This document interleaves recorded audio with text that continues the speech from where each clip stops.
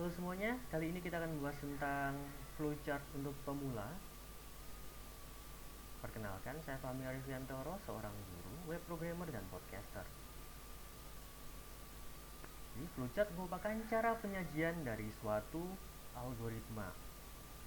Secara singkatnya, flowchart adalah gambaran bagian dari algoritma. Jika algoritma benar, otomatis flowchart juga akan benar.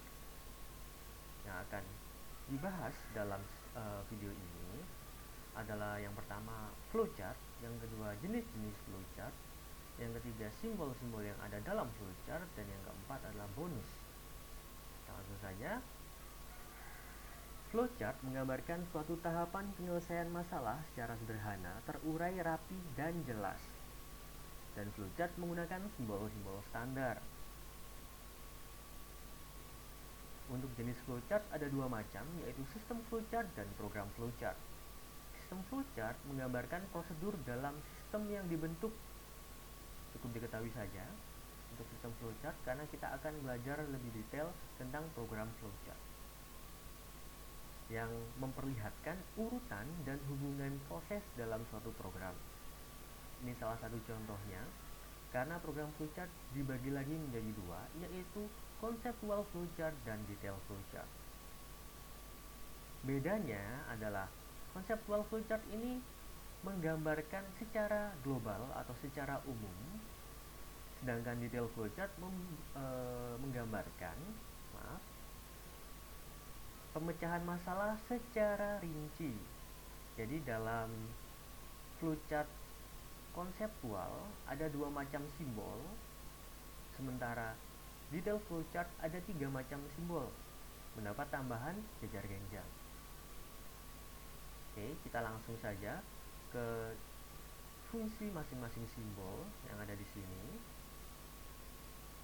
Jadi dalam flowchart sederhana ada 5 simbol yang akan kita pakai, yaitu yang pertama terminator untuk mengawali dan mengakhiri program, yang digunakan untuk start dan end atau mulai dan akhir ataupun selesai. Jadi setiap flowchart harus diawali dan diakhiri dengan simbol ini. Jika flowchart tidak digambarkan, hanya digabungkan dengan arah panah, otomatis flowchart tersebut salah atau tidak sesuai. Yang kedua, simbol jejar genjang merupakan simbol input maupun output. Simbol ini menggambarkan masukan atau keluaran dalam sebuah program.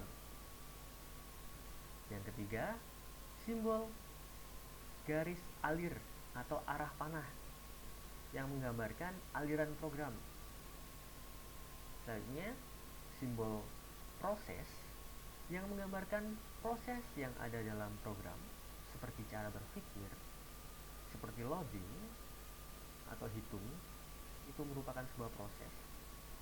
Dan yang terakhir adalah simbol decision atau percabangan. Simbol ini menggambarkan pilihan selanjutnya dari kriteria yang ada.